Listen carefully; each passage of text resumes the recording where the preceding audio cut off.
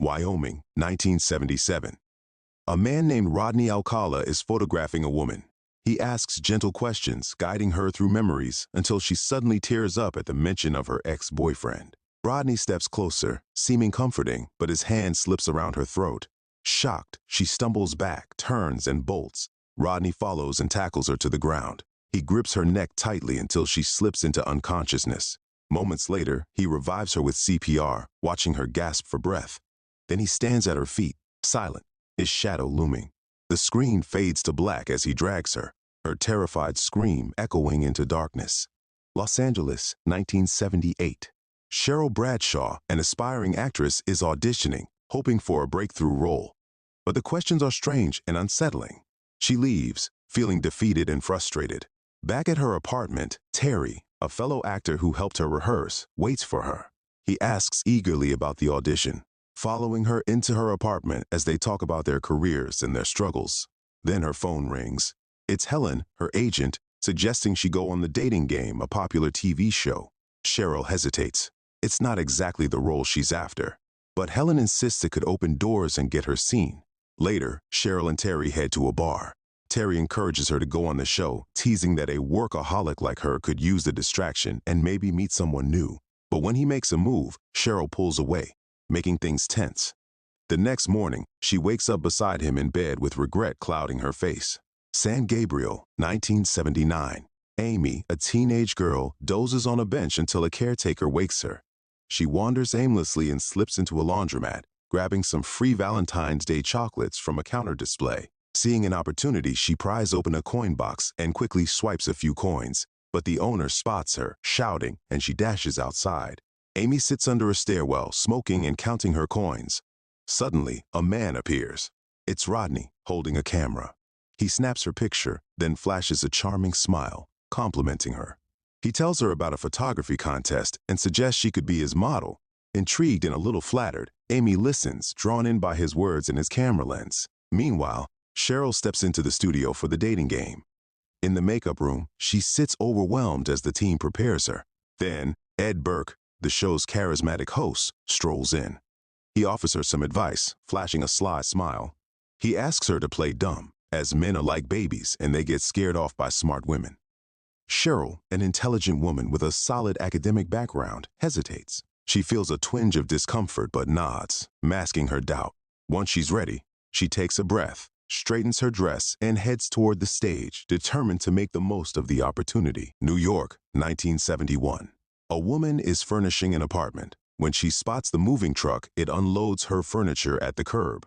The workers refuse to carry it upstairs, and she's left stranded, glancing around in frustration. That's when she spots Rodney snapping photos of the street. Desperate for help, she waves him over, and he agrees to lend a hand.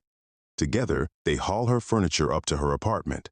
Inside, they share a beer, chatting about Curse Night YouTube channel.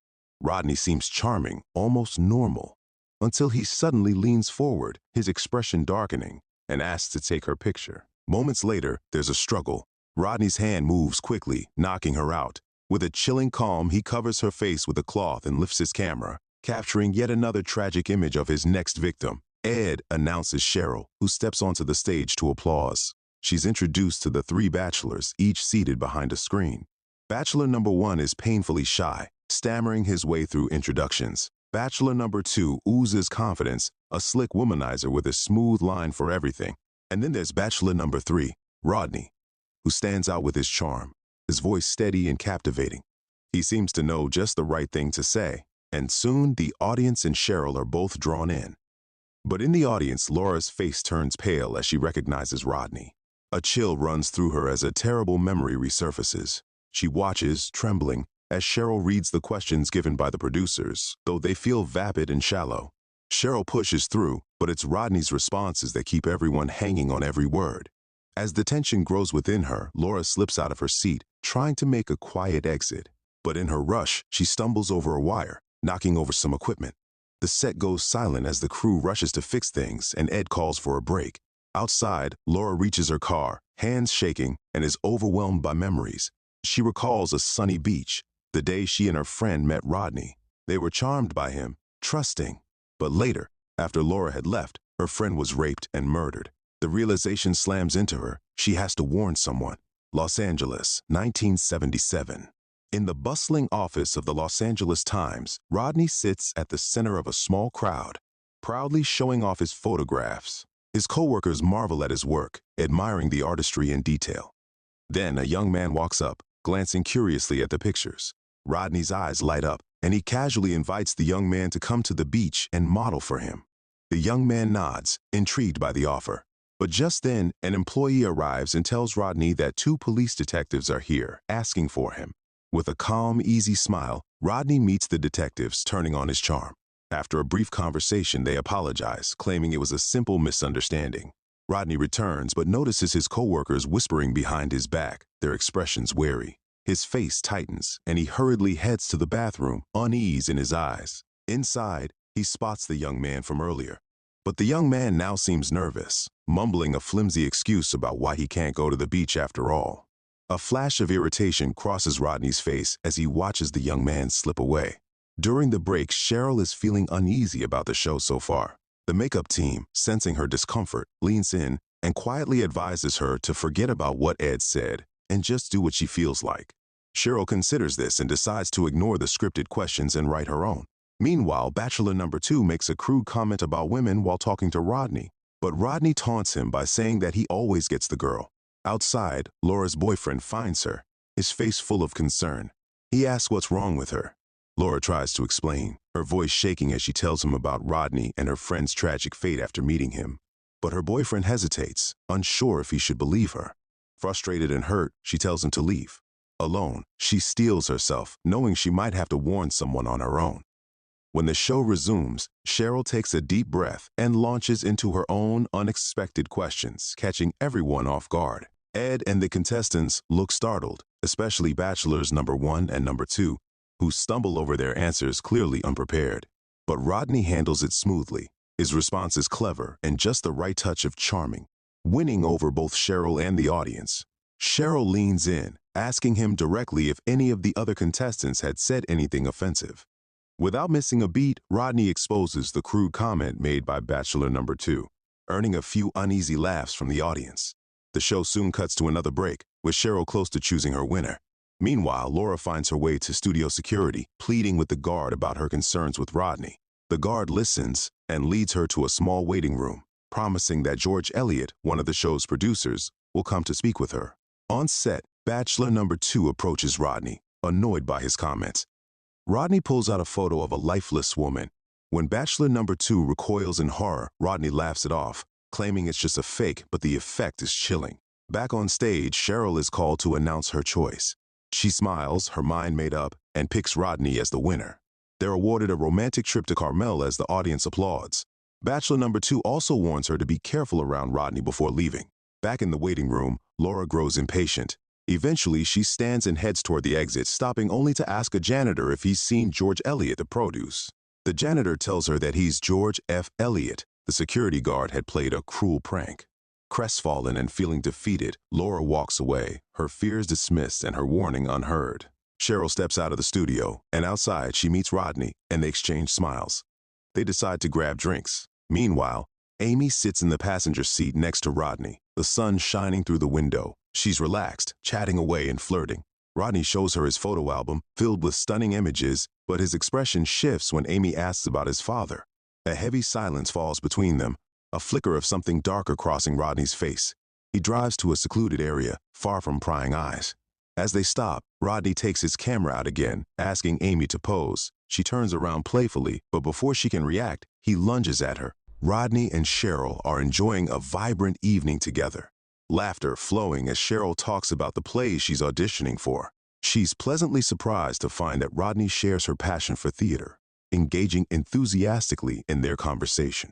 But as the night goes on, Rodney makes a quirky comment that catches her off guard. Cheryl laughs and playfully teases him, but the mood shifts suddenly, turning awkward. Feeling the tension, Cheryl decides to leave, but not before Rodney asks for her number. She hesitates but gives it to him.